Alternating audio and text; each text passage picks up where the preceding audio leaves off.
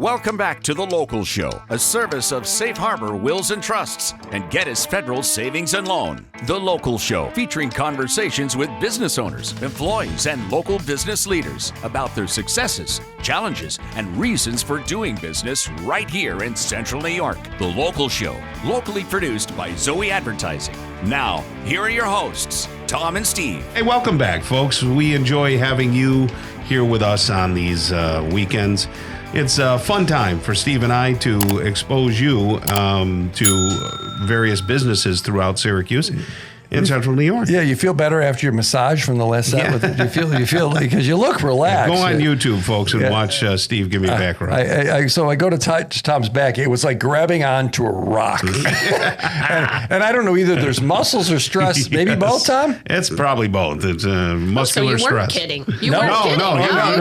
No, it actually. Yeah, you know. The healing hands of Steve. I don't know about that. My whole life flashed before me. I don't know if that's... And viewers on YouTube will see Tom got like, he's really coming towards me. This look like he's going to touch me. It was awesome. Oh, yeah. Fun stuff. Hey, it's our pleasure to speak with Sheila Ohstrom once again. She's the owner of Senior Home Care and Alzheimer's Solutions.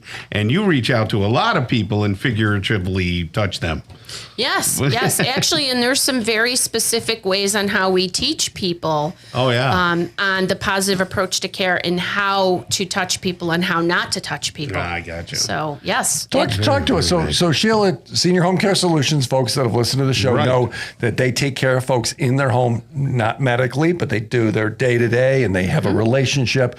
But also, I think where you're going is the type of snow training that for folks that have some dementia, not necessarily Alzheimer's, there's a right and a wrong way to do it. And unless someone's trained, they don't know. Yeah. So what's the right way to help people like that? So, and it's interesting because I didn't know this for years. Like I didn't know any of this. And it's amazing what you learn. When you know better, you can do better, right? Mm-hmm. So massage is a big thing. Sure. So it is not uncommon for people to go up to a parent or a loved one and rub their back, right? Right, yeah. It's going to be okay. Yeah. For most people, that is not a comforting touch.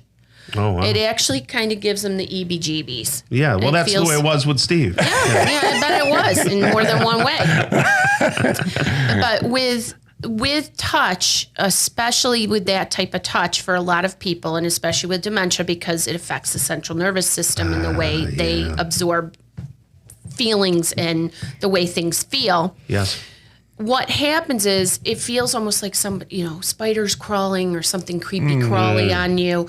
And we do an exercise in our positive approach to care where we have people touch each other with their eyes closed. Oh, gosh. And try to move their hair or give them a little back rub and how it makes them feel. And a lot of them are like, wow, I was scared. It was weird. I wasn't uncomfortable. Right. So one of the biggest ways you can do touch with someone. So if you are going to give somebody a massage, you take the palm of your hand and you rub in a circular motion like that. I see. And more of a firm pressure. Instead of fingers. Yeah. And it does feel a lot better. And I'll show you. We'll do this so you can. So should someone not touch someone that has? No, they need touch. They need touch. But touch should be at points of a joint. So if you want to provide comfort with somebody, place your hand on their shoulder. I see. And just, with some nice warm, pressure, it's going to be okay.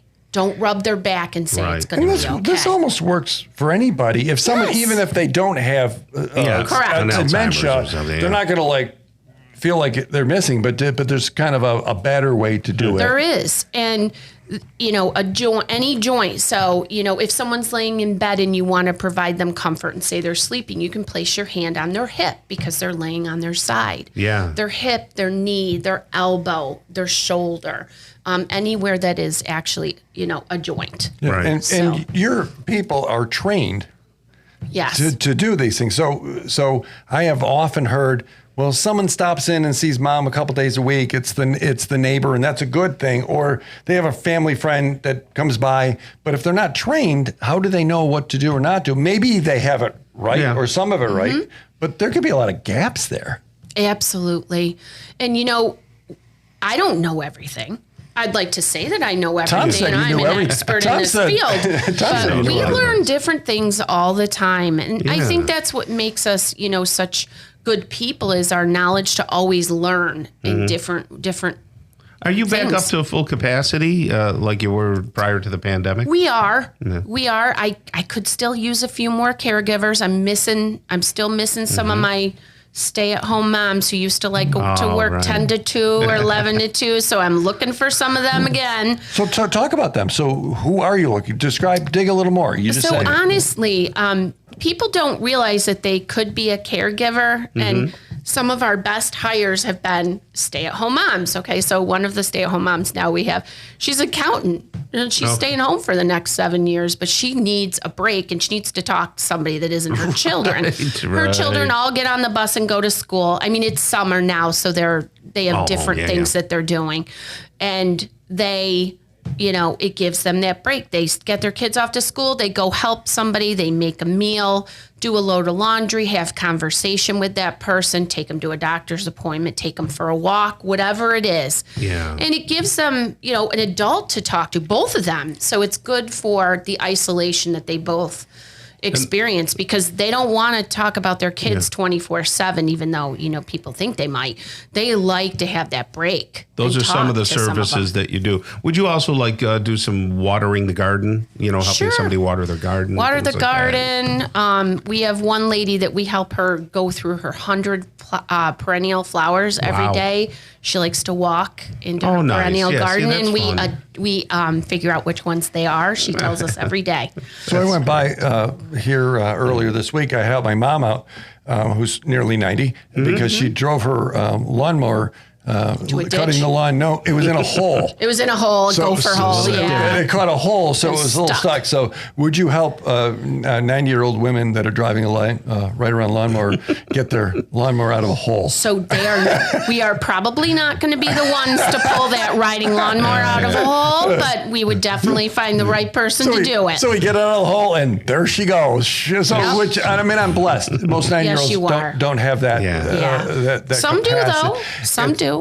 But now would be a good time to start a relationship with your company, because as we move toward the fall, and inevitably we'll get to the fall, and then the holidays start to come around, and they need a lot of care then, seniors, right? Yeah. A lot of people kind of hang on through the summer. We're going to get through the summer, then we're going to make a decision about what to do for the fall and the winter.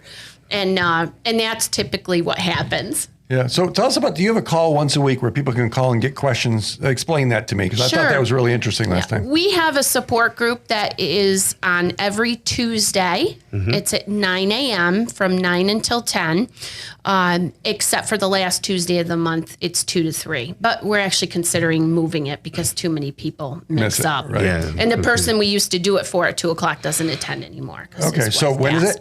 9 to 10 every Tuesday morning. If they go to our website, it has the link, the Zoom link for it. And it's a support group for people that can attend. You don't have to be clients of ours. It's anybody. So people can ask questions. They can ask all sorts of questions, and they do. And Yeah. it's a great place for people to share and not feel nervous. I heard a commercial this week too. There's I'm sure it's not new, but the advertising about a type of Alzheimer's where people lash out. It's So it's actually, I saw it as well. It's L's Agitation. Yes, agitation. .com. Right, yeah. And most dementias have different types of lashing out. And I did see that as well. So it's a website you can go to that talks about specifically what happens. And I think that's helpful for people to realize, mom is screaming at me. It's 5 o'clock in the afternoon and she's not like this. Right. Yes, another nice resource out there on the web. So Syracuse Senior. I like that. That's simple. SyracuseSenior.com. Yes. That's simple. Simple. And then 469-1000, which sounds like I'm entering a radio contest to win something a bunch of years ago. We were lucky. We got a good number. 469-1000. Ask Sheila, ask the team. Yes. If you have anything to deal with. Sheila's wonderful. Thank you, Sheila. And you have a great rest of the day, okay? You too. All right, let's get hot doggy. Coming up next, it's Patrick Favallo. He's the national sales manager for Hoffman Sausage Company right here on 570 WSYR in the local show.